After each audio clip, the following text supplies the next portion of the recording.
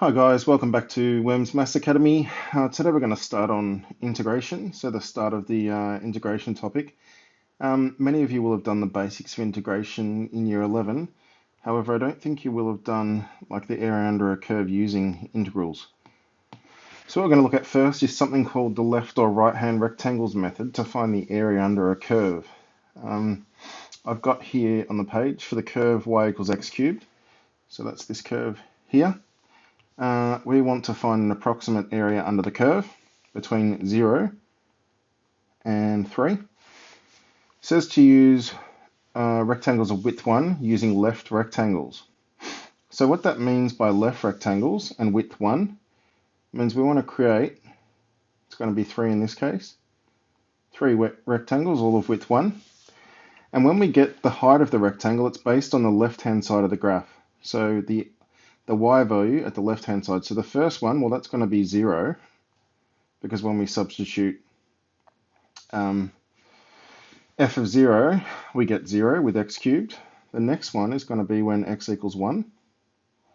So it's going to look like that. And then the next one, because it's a left rectangle, it's when the left-hand side touches the graph. It's going to be a width 1 times whatever this height is. So of course this height here is f of 0. This one here is f of 1. This one here is f of 2. So our area, remember this is approximation and a pretty bad one at that. Our width is 1, so each one has a width of 1, 1, 1. We say f of 0 plus f of 1 plus f of 2. That will give us our approximate area. Now if we put 0 into this, we get 0. If we put 1 into that, we get 1. If we put 2 into that, we get 8. So our area is 9 square units. And as you can see, that's very much an under approximation because you're missing out. I'm going to turn that off.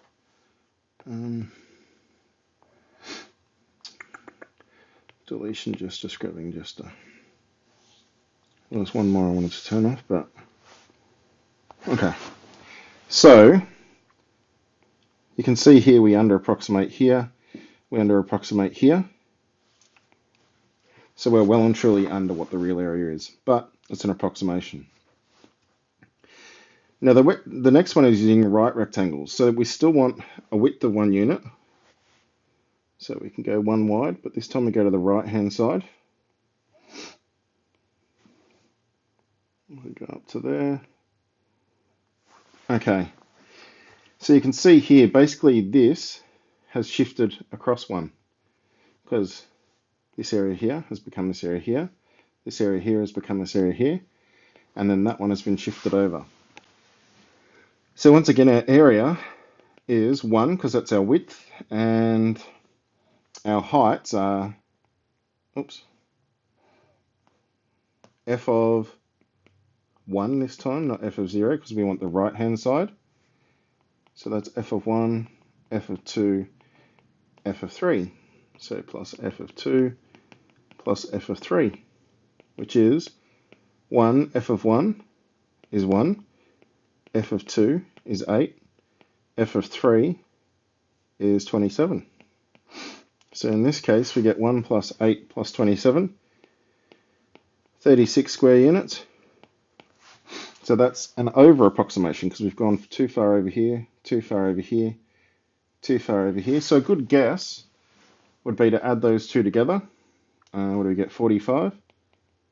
Put it on 2. Halve it.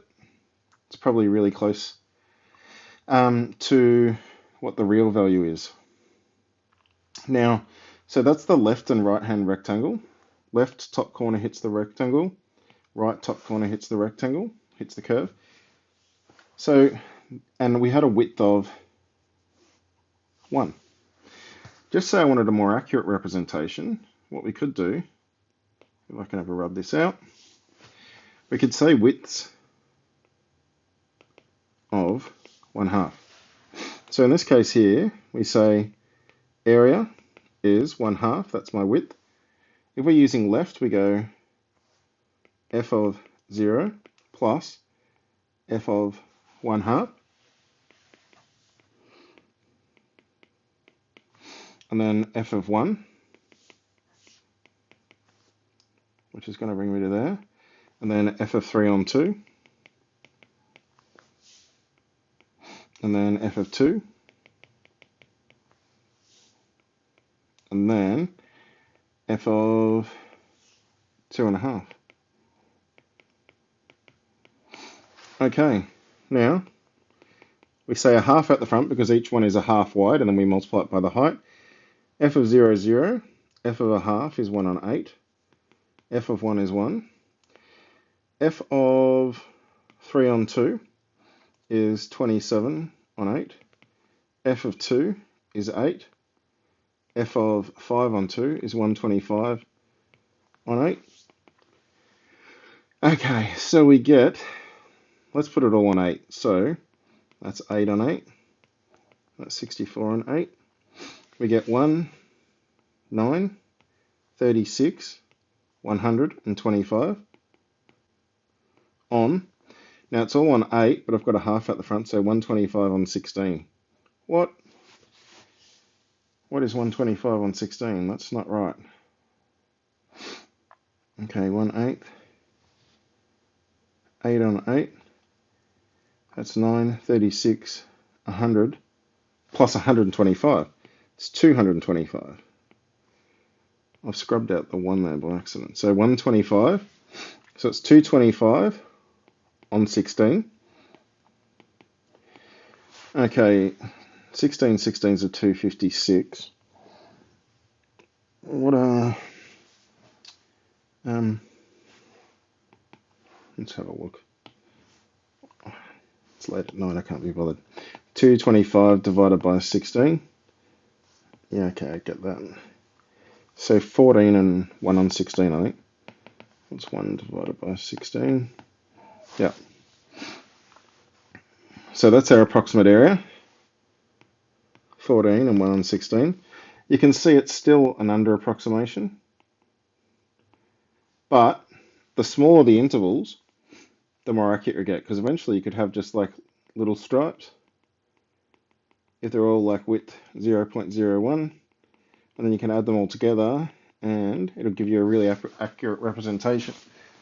The main issue is it's going to take a long time to do. Okay, now let's consider, this means I want to find the integral, and it's a definite integral, it's between 1 and 4. For the line 2x minus 2, what that gives us is the area under the curve. So if you have a look here, this is the line y equals 2x minus 2. If I want to find the area under here, we could do it using the area of a triangle. Our width here, that's 1 to 4, so it's 3. Our height, if we put 4 into that equation, we get y equals 2 times 4, which is 8, minus 2 is 6. So that's 6. So our area is a half times 3 times 6, which is 9 square units. So all we've done is found that area as a triangle. Now, you can see here, I've used exactly the same area, which is this one here. This one here is from -2 to 1, -2 to 1, and the function is -x plus 1. So, if we look at -x plus 1, if I put -2 into -x plus 1, y is -2 plus 1, which is 3. So that value there is 3. That length there is 3. So we get this area from -2 to 1. That's a half of 3 times 3, plus this area. That's a half of, oh, we already know it was 3 times 6. So we get 9 on 2 plus 18 on 2, which is 27 on 2 square units. Now that's not an approximation, that's exact, because we know that's the exact area of the triangle. Now with this next one, I've got to turn that off too, I don't even know what that is. Something to do with long pressing on sure. Long press. Get rid of that one.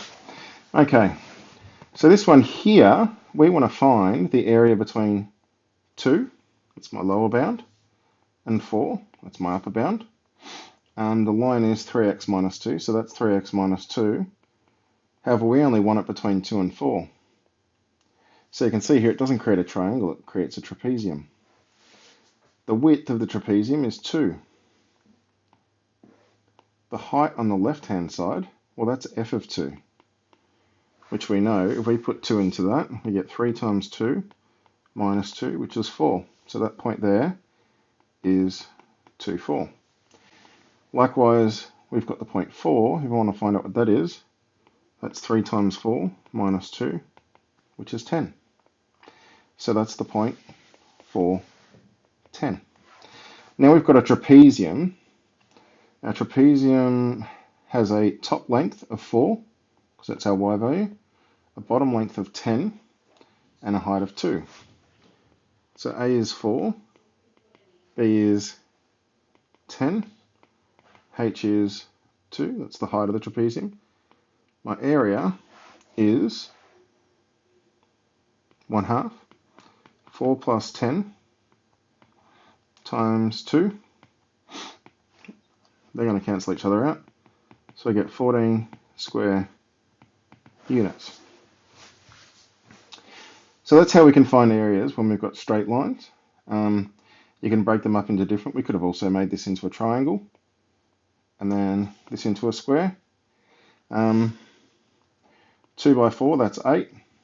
Half of 2 times 6, because the height from there to there is 6. So what's a half of 2? It's 1. Times 6 is 6.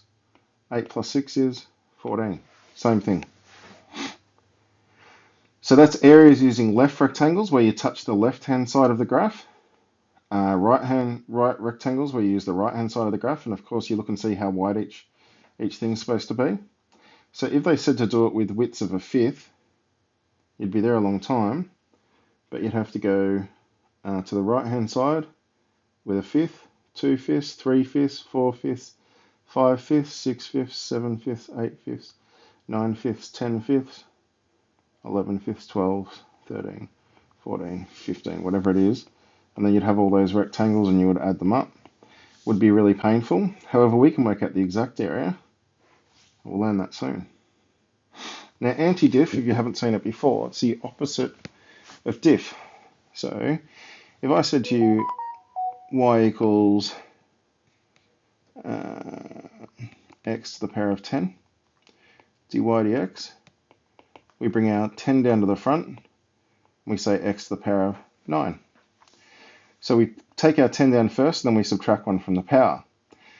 To find the integral, the opposite operation, if I've got 10x to the 9 dx, so that means I want to integrate 10x to the power of 9 with respect to x. Well, before, the first thing we did was take our power down to the front, and we subtracted 1 from the power. Now we've got to do the opposite. We've got to add 1 to the power, and then we divide by that new power instead of multiplying.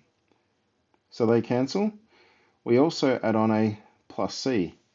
And if you've seen any of the memes on the internet, don't forget the plus c. That's what it's referring to, and I'll explain later why. Okay, so that's the basic rule for integration. Just a basic polynomial function.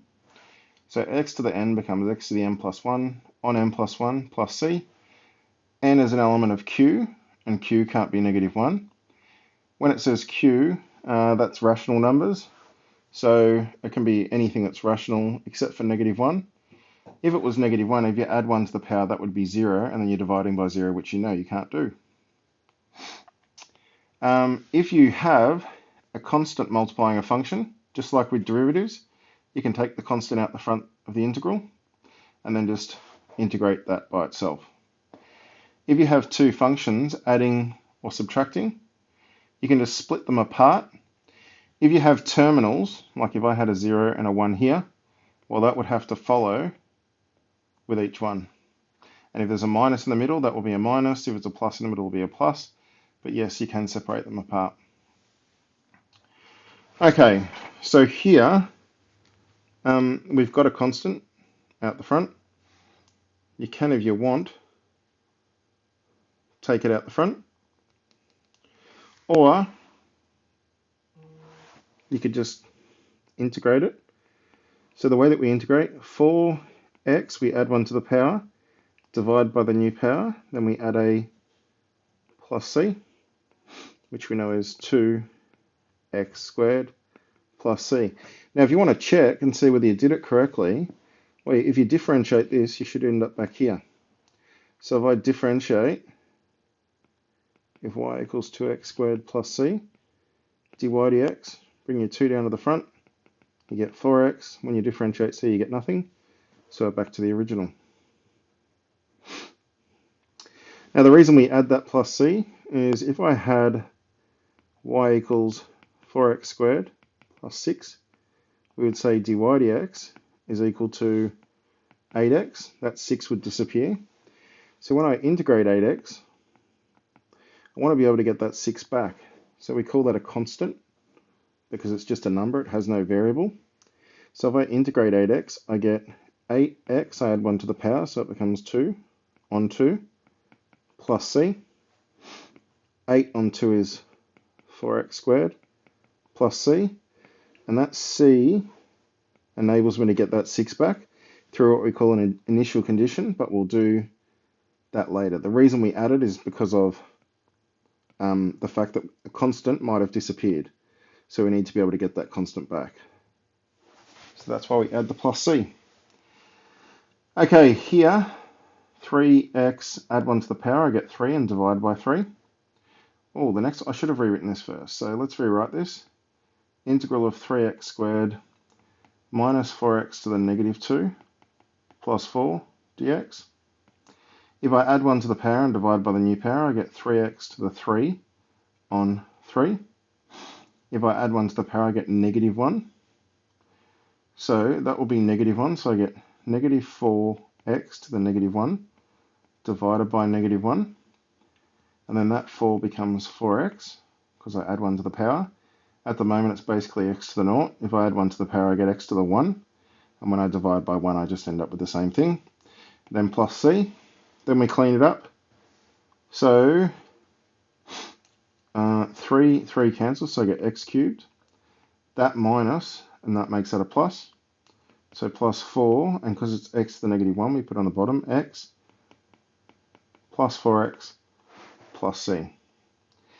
To do it on your CAS, clear everything that's in it.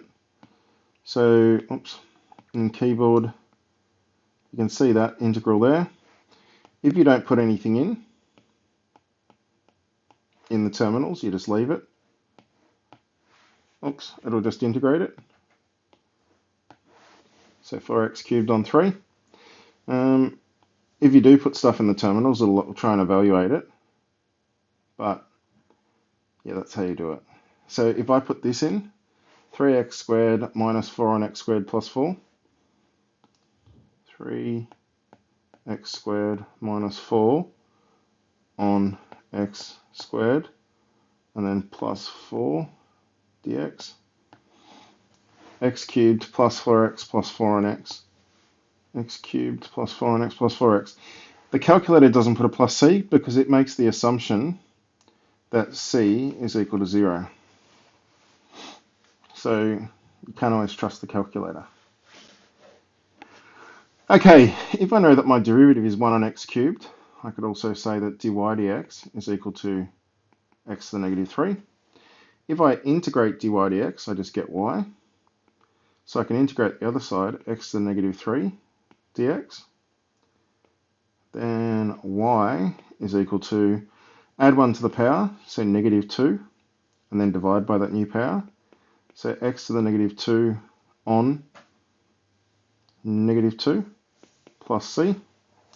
So we know this is going to be y equals negative 1 on 2x squared plus c. So 1 on x cubed, 1 divided by x cubed dx.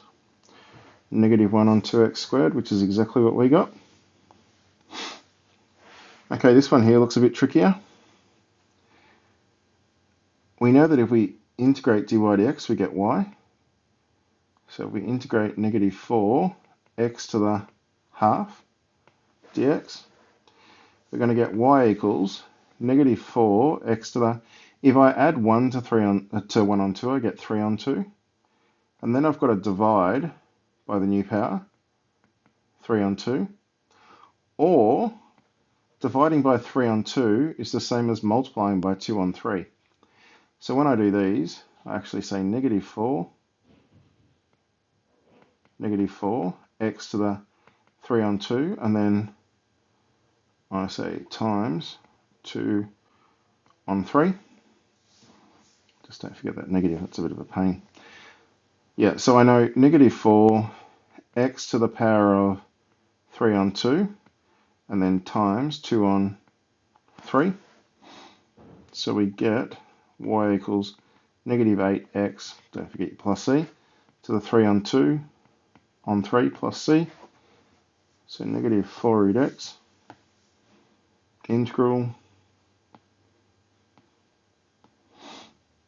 negative 4 root x dx, negative 8x and 3 on 2 on 3, which is exactly what we got.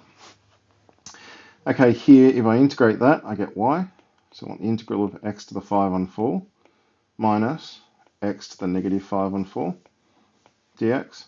If I add 1 to that, I get y equals, it's going to be 9 on 4. When I divide by 9 on 4, it's the same as 4 on 9, so 4 on 9, x to the 9 on 4. If I add 1 to that, I'm going to get negative 1/4. When we divide by negative 1/4, it's the same as negative 4.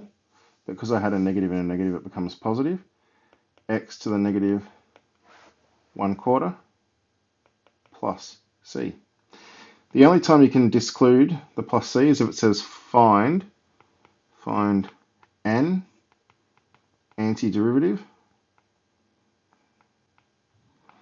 And in this case, when it's an antiderivative, you're assuming that a equals 0. But you can also put a plus c no matter what. So if you put plus c every time, you're never going to be wrong. Okay, now this is where we have an initial condition. So it's telling us our derivative is equal to this. I know when I integrate it, my original function, when x was 0, y was equal to 6. So we can use that to find our value of c. So firstly, if we integrate f dash of x, we get f of x, which means you've got to integrate 6x squared plus 7x minus 5 dx.